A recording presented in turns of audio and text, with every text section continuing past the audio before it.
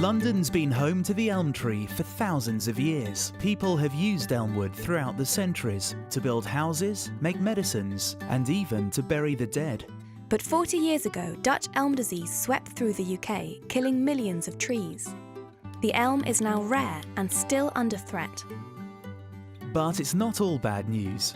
People all over London are working hard to bring back the elm to the city's streets. Hundreds of new trees will be planted this year. But why all the fuss? What is it about the elm that makes it special to London? This is London's Elm A to Z. Every letter shows just how much the capital has relied on this tree. All the facts are true, but one. See if you can guess which.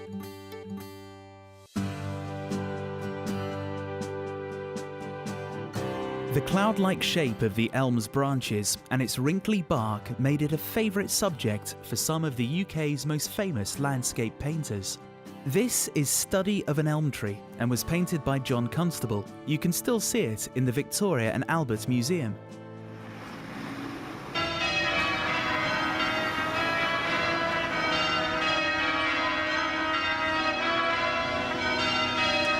Elm was the only wood strong enough to take the weight of a moving bell. Since medieval times, the bells of St. Bartholomew the Great have hung on elm headstocks, surviving the Great Fire of London and even the bombing of the Second World War. 500 years after they were made, they are still ringing out across London, making them some of the oldest bells in the country.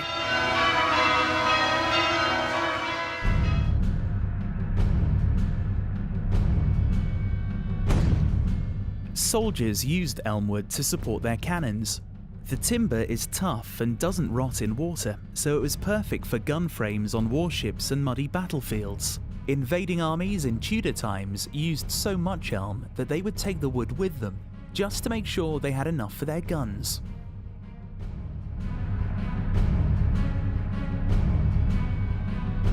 Since the 1970s, the UK has lost over 25 million elm trees, all thanks to Dutch elm disease, a fungus spread by the elm bark beetle.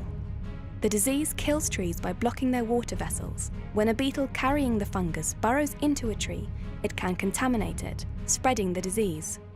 But some elms have survived, and so may be resistant to the deadly fungus. Cuttings taken from the survivors could grow into new healthy trees.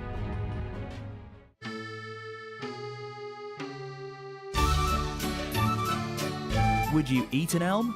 Probably not. But it used to be common for farmers to feed their livestock elm leaves. In fact, even people have eaten elm as emergency food to avoid starvation. But I really wouldn't try it. It needs to be prepared carefully and has a bitter taste. There are lots of superstitions about elms. They had a grisly link with death because they were used as places of execution. Elms also had a nasty habit of dropping branches on the heads of people sheltering below. Rudyard Kipling, author of The Jungle Book, even wrote a poem about it. Elm hateth man and waiteth till every gust be laid, to drop a limb on the head of him that anyway trusts her shade. But the strongest link elm has with death is that it was once a favourite wood of coffin makers, because it rots very slowly and is strong enough to be sawn thin without breaking. Thousands of Londoners have been buried in elm coffins over the centuries.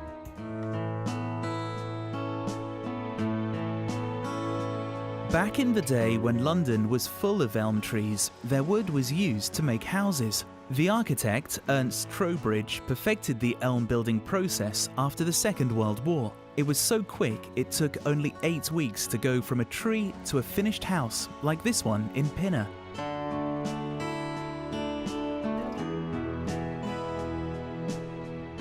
About 20 different insects live on elm trees, relying on them for food and shelter.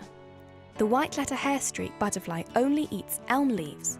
It's rare in Britain, and its numbers have been declining rapidly because of habitat loss. Without any elm trees to feed on, it could become extinct.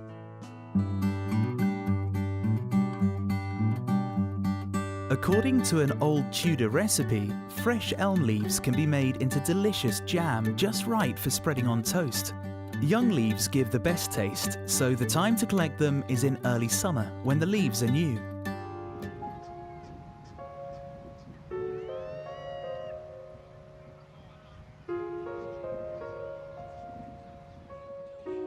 Peter Pan man discovered he could fly when escaping from his nursery window into Kensington Palace Gardens. Peter had to learn to fend for himself beneath the garden's famous elm trees. Sadly, all of these trees died because of Dutch elm disease. But new elms have been planted. Perhaps one day the forest might be back to what it was like in Peter's first adventure.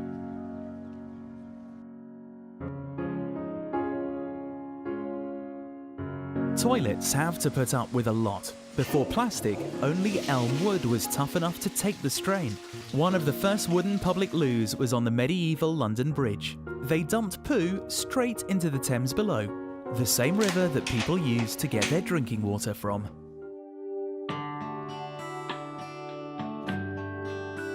The inner bark of an elm tree was thought to be good medicine in Anglo-Saxon times. Boiled in milk, it was used to treat skin wounds. By the 18th century, a decoction of elm was still used by surgeons to treat leprosy. But fast forward 200 years, and English elm bark had fallen out of fashion. Now only North American slippery elm is still used as a tea to soothe upset stomachs.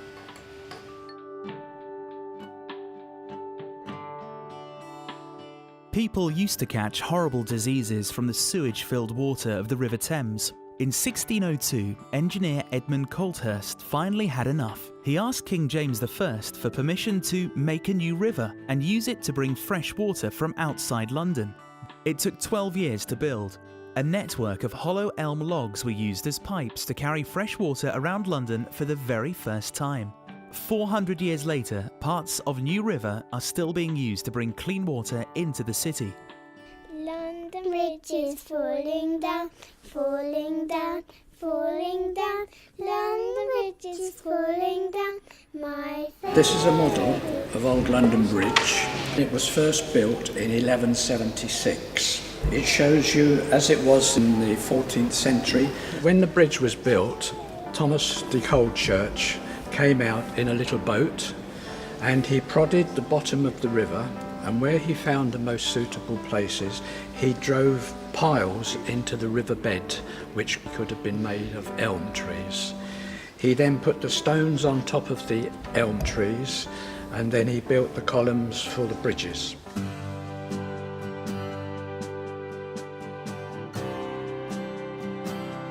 As one of England's ancient trees, elms appear in lots of famous poems. John Keats wrote about them in his poem Sleep and Poetry.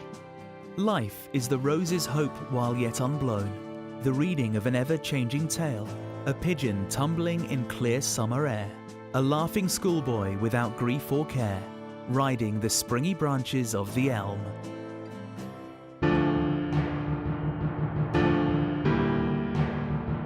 Anne Boleyn was only married for 2 years before her husband, Henry VIII, ordered her execution at the Tower of London. On the day of her beheading, the king didn't even offer a coffin for her. Instead, an old elm chest had to be emptied of arrows and her body placed inside.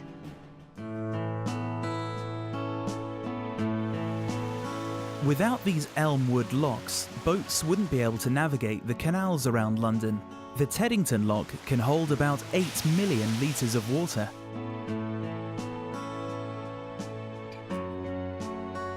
Do you live in a street with elm in its name? London has lots of streets named after elm trees. Seven Sisters is one of the most famous. It's named after a circle of elms that were planted around an ancient walnut tree. Some people believe it was a sacred place in Roman times.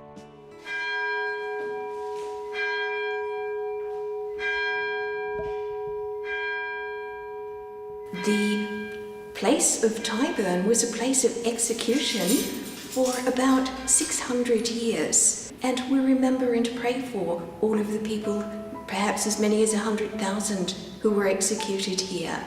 This is a picture of the Tyburn gallows in 1680. Elm trees were considered very useful trees for execution because when they were mature, they were a very strong tree and the branches were wide enough and sufficiently strong for several people to be executed.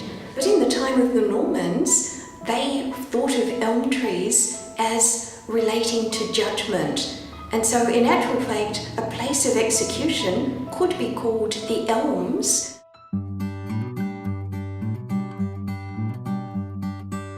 People all over London are joining in with a project run by the Conservation Foundation. Called Ulmus Londinium, the project is tracking down the city's surviving elms and planting new trees. Anyone who lives on a street with an elm in its name can get a free sapling to plant. There are 700 baby elms to give away.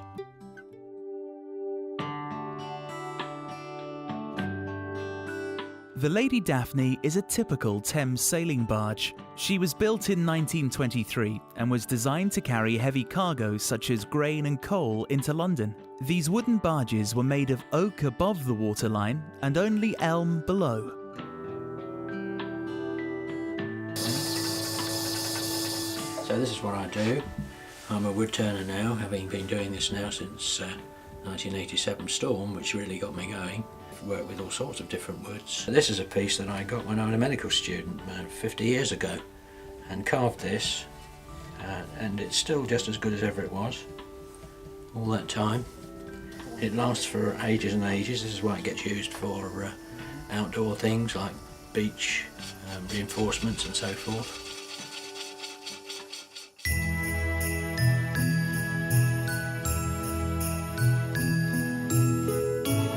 Traditionally, a big wooden log was burnt in the hearth at Christmas to bring protection from evil spirits.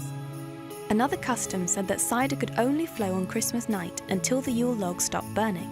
People learned to use elm because the wood burns very slowly and so could keep the party going as long as possible.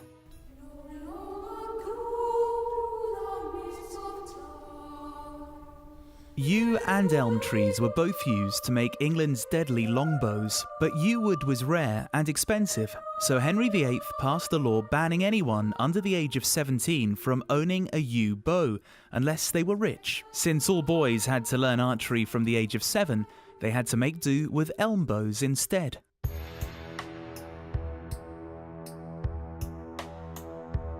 Elm wasn't just thought to have medicinal properties. Nicholas Culpeper, a 17th century doctor, used astrology to organise all of England's plants. Elm was placed under the house of Saturn because of its cold qualities and links with death. Elm trees have been used throughout the history of London. Dutch elm disease almost wiped out part of the heritage of the capital. But Londoners didn't give up on their tree, and thanks to their dedication and a lot of hard work, the story of London's elms will continue.